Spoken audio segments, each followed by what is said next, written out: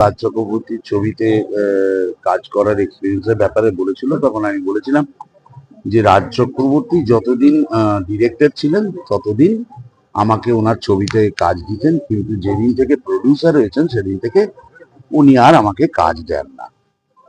সেই কাজটার মানে তার ইয়েতে সেটা শুনে একটু অভিমান করেই বলেছিলাম, সেটা শুনে যে উনি তার রিয়াকশনে যে এরকম একটা কিছু করবেন সেটা আমি ঠিক আইডিয়াই করতে পারিনি। উনি বলেন তোমার একটা চরিত্র আছে, মেজর চরিত্র, তোমাকে করতে হবে। এই মোটামুটি প্রায় একটা কি বলবো যে প্রায় একটা প্রতিহিংসার মতন ব্যাপার, মানে আমাকে এমন চরিত্র দিয়েছে, মানে দৌড় ঝাঁপ লাফানো ঝাঁপানো আরো কত কি সমস্ত কাণ্ড কারখানা। তো যাই হোক, এই শরীর নিয়ে সে সমস্ত কসরত করে অভিনয়টা করাটা একটা বিরাট কঠিন বিষয় ছিল ডেফিনেটলি, আমার জন্য তো বটেই। কিন্তু তবুও আমি, যেহেতু আমাকে এমন একটা চরিত্র দিয়েছে, ডেফিনেটলি একটা চ্যালেঞ্জিং ক্যারেক্টার। যদিও এটাও ঠিক কথা যে আমি যে ক্যারেক্টারটা করেছি, আফটারঅল তিনি একজন পুলিশ প্রশাসন বিভাগের মানুষ। আমার চেয়ে বেশি পুলিশের চরিত্র এই পশ্চিমবঙ্গ ছবির জগতে কেউ করে। একটা পুলিশও বোধহয় এত পোশাক পরেনি যতটা আমি পুলিশের পোশাক পরেছি।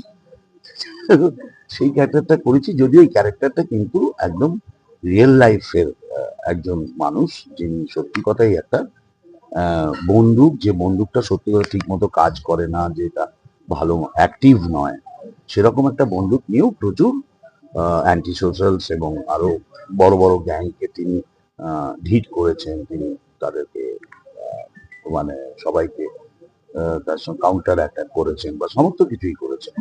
তো সেগুলো করতে গিয়ে অনেক রকম তো অসুবিধার ফেস করেছেন। তবে এই ক্যারেক্টারটার মধ্যে একটা অদ্ভুত সুইটনেস আছে মানুষটার মধ্যে। সে ভীষণ ডেফিনেটলি ঘরোয়া, সন্তান ছেলে স্ত্রী সবাইকে ভীষণ পছন্দ করেন, ভালোবাসেন, বা তাদের সঙ্গে একটা অন্যরকম সম্পর্ক আছে।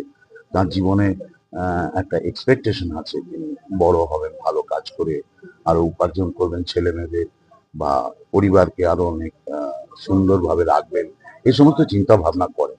তার সঙ্গে ডিউটির ব্যাপারটাও কিন্তু খুব সিরিয়াসলি নিয়ে কাজ করে, তার মতন করে তিনি করেন। তো এরকম একটা ক্যারেক্টার রাজ চক্রবর্তী আমায় দিয়েছেন, এবং আমি আমার তরফ থেকে যতটা পেরেছি ভালো করে সেই ক্যারেক্টারটাকে করার চেষ্টা করেছি।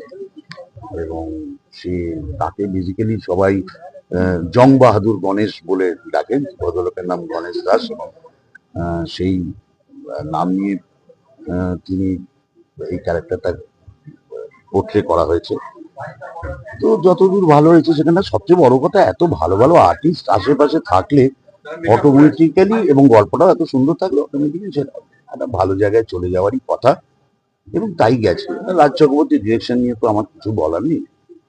আগে আমরা রাজ চক্রবর্তীকে অনসেট পেলে ভীষণ ভয় ভয় থাকতাম, কেননা ভীষণ রাগী, হ্যাঁ এই মারছে সেই মারছে ওটা করছে, কিন্তু এখন ভীষণ পরিণত এবং অনেক বেশি কি বলবো যে অনেক অনেক কন্ট্রোলড, এবং খুব কুইক কাজ করেন। আর্টিস্টের টেম্পারামেন্টটা ভীষণ ভালো ধরতে পারেন।